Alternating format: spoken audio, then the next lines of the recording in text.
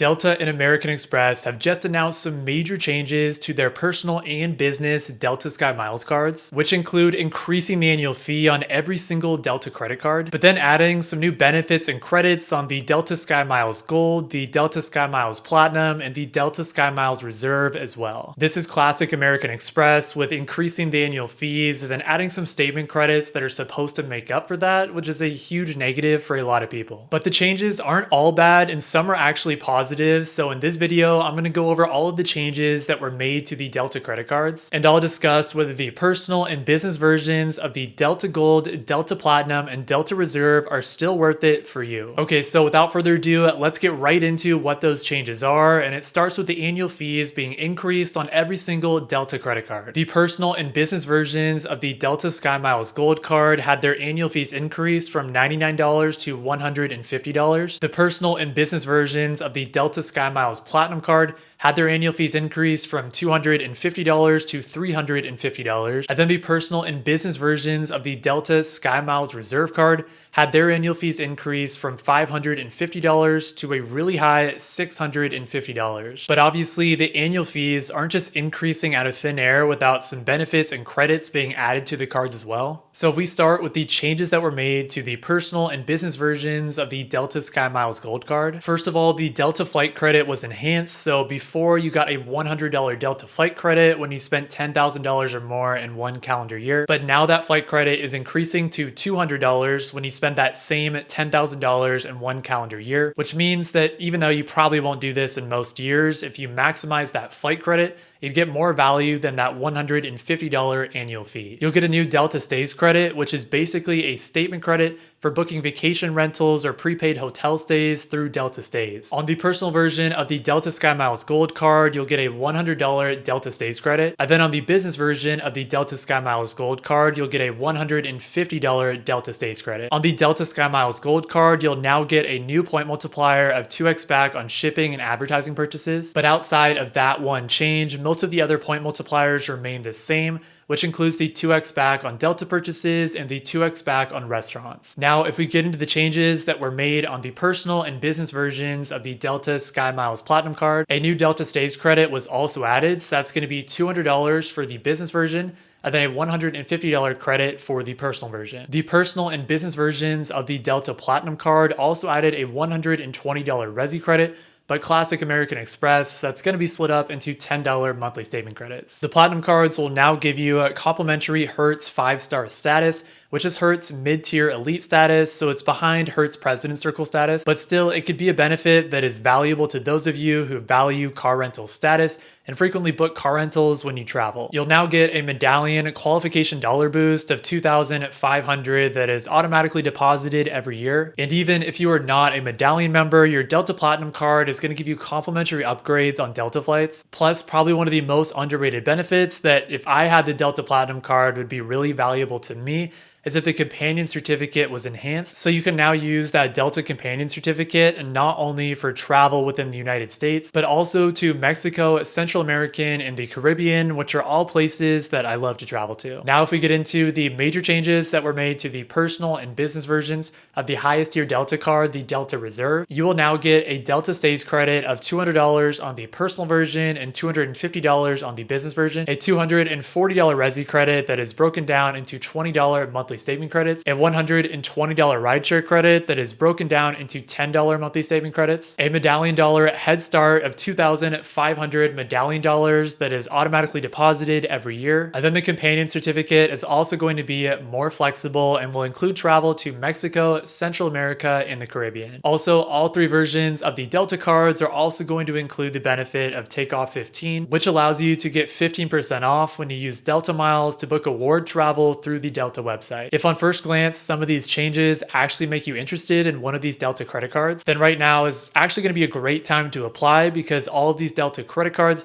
are now offering elevated welcome bonuses that are going to last until the end of March. The personal Delta SkyMiles Gold card is offering an elevated welcome bonus of being able to receive 70,000 bonus miles when you spend $3,000 or more in the first 6 months of having the card. The personal Delta SkyMiles Platinum card is offering an elevated welcome bonus of being able to receive 90,000 bonus miles when you spend $4,000 or more in the first 6 months of having the card. The personal Delta SkyMiles Reserve card is offering an elevated welcome bonus of being able to receive 90,000 bonus miles when you spend $6,000 or more in the first 6 months of having the card. And then if we take a look at the business version, some of the elevated welcome bonuses are actually a bit higher. With the business version of the Delta SkyMiles Gold card giving you a welcome bonus of being able to receive 80,000 bonus miles when you spend $6,000 or more in the first 6 months of having the card. The business version of the Delta Platinum card giving you an elevated welcome bonus of being able to receive 100,000 bonus miles when you spend $8,000 or more in the first 6 months of having the card. And then the business version of the Delta Reserve card giving you an elevated welcome bonus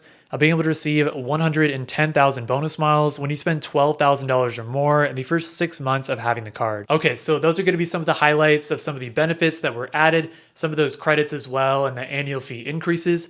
But what's actually going to be important to us is figuring out whether these cards are still worth it. Also, real quick, if you do appreciate me keeping you up to date on some of the major changes that are happening in the credit card world, then do me a huge favor and hit that like button and subscribe down below, because it's a free and easy way to help support my channel, and I would really appreciate it. Okay, so I think the first thing we need to do is take a look at how much the annual fees were increased, and then what benefits and credits were added to see if the changes were a net positive or net negative. If we start with the Delta Gold cards, the annual fees were increased by $51 from $99 to $150.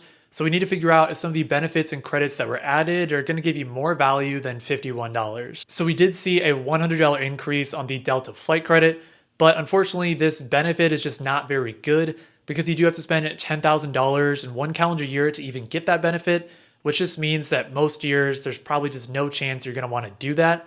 But you have to consider that in year 1, you're already going to be spending for the welcome bonus. On the business gold, you have to spend $6,000. So you could just spend a little bit more, at least in year 1, to take advantage of that benefit. But if we're thinking about weighing this card long term, then I don't even think we can consider the flight credit just because of that spend cap and not being able to use it most years. So then it's going to come down to the Delta Stays credit, which was just added as $100 for the personal version, $150 for the business version.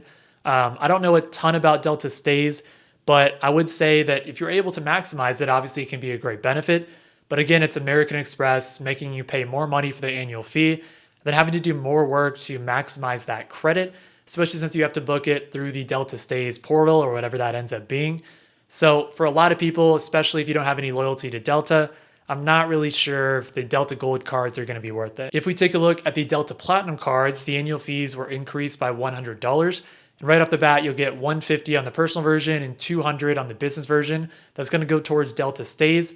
So again, if you value that, then the value from that benefit could just outweigh the annual fee increase right there. But I would say a lot of people probably aren't necessarily going to value that at the $100 annual fee increase. So if we take a look at some of the other benefits, you have the Resi credit and the rideshare credit. Plus you'll get that medallion boost, the automatic upgrades, as well as the enhanced companion certificate. So the Delta Platinum does give you a decent amount of value that is added, even with that annual fee increase. And whether you really value the upside with this card just depends on what you think about, the companion certificate, what you think about the credits, and if you think it's just American Express being mean to you and making you use those credits, or if you look at it like it's just giving you more value to be able to use and get past the annual fee. It really just comes down to what you think about those benefits. The Delta Reserve is very similar to the Delta Platinum in the sense that the annual fee was increased by $100. Resi and rideshare status, the medallion boost, and the companion certificate revamp. So overall, very similar changes on the Delta Reserve to the Delta Platinum. So whether you weigh these benefits higher than that $100 annual fee, is going to indicate to you whether these changes were a net positive or net negative based on your own situation. Okay, but now I'm going to get into my raw thoughts on these changes and what I honestly think about them. First of all, this is classic American Express. They've continued to be unparalleled in increasing annual fees and then trying to make it up to consumers by just adding different statement credits that are usually broken up monthly or quarterly, which depending on how you look at it, could be a bonus if you think the credits that you're getting are outweighing the annual fee increases. But it could also be a negative by having to do more work to actually get value, and in a lot of ways making you overspend past what you were originally going to. Some of the credits that were added to the Delta cards also just are pretty annoying and aren't very good because, like for instance, Resi is really niche and doesn't give you access to very many restaurants. And then a classic rideshare credit, which is just annoying to use and you probably won't be able to maximize it every single month. Delta Stays was a common trend in terms of a benefit that was added to every single Delta credit card. So obviously some of the value that you're getting from these changes are going to come down to how much you value Delta stays and what that looks like. To be honest, I wasn't able to do like a ton of in-depth research on that since I was trying to get this video out. So let me know down in the comments if you know about Delta stays and what your thoughts are on it, and if you think you could maximize that credit and what the value is. But honestly, I don't think enough valuable benefits were added to the Delta Reserve, especially since that card has the highest annual fee, which is pretty hefty. And a lot of times people get that who are strong Delta loyalists. So instead of getting some increased Delta specific benefits, except for I guess like Delta stays, which isn't even necessarily for flights, you just get a lot of different random statement credits like Resi and Rideshare and things like that. The Delta Platinum could be good if you want to have some Delta specific benefits. Maybe you are a Delta loyalist, but you just don't want to pay the high annual fee on the Delta Reserve card. And maybe you have some travel plans to go to Mexico, the Caribbean, or Central America, where you could actually make use of that enhanced companion certificate, plus obviously the elevated welcome bonus that is going on right now. And then obviously how much you value Delta stays is going to play a factor in that as well. I will say one takeaway that I have from these changes is that the personal and business versions of the Delta Gold card could be a little bit of a sweet spot, especially for people who aren't Delta loyalists like myself, because you could go for that elevated welcome bonus that's lasting until the end of March. You could utilize that Delta stays credit that could get you more value than the annual fee, or at least test it out and see how much value you're able to get from it. And then also, since you're already spending towards the welcome bonus, at least during year one, you could spend enough to get the Delta flight credit as well. Plus, that's all with a $0 introductory annual fee during year one, which will give you zero downside during that first year and just give you added value. Then also give you some added time to really think about that card, see how much value you got in year one, and whether you think it's worth it to keep it in year two. But again, these are just my raw and honest thoughts on these changes and my first glance of them. Obviously, the changes just came out today a couple hours ago, so I still need to take a step back and digest all of these changes and what I honestly think about all of them. But let me know down in the comments what your thoughts are as well. Also, I'm not joking with you, even though I'm not a Delta loyalist, I'm genuinely considering the Delta Business Gold card because of all the reasons that I just mentioned and the benefits that I would get at least in the short to mid term, but also the fact that I'm still gardening my 524 status. So I'm prioritizing business cards, and this would be a great opportunity to scoop up a business card with an elevated welcome bonus. But if you want to see more about what my credit card strategy looks like for 2024, then go check out this video next. Thank you all so much for watching this video, and I hope you all have a great rest of your day. Peace.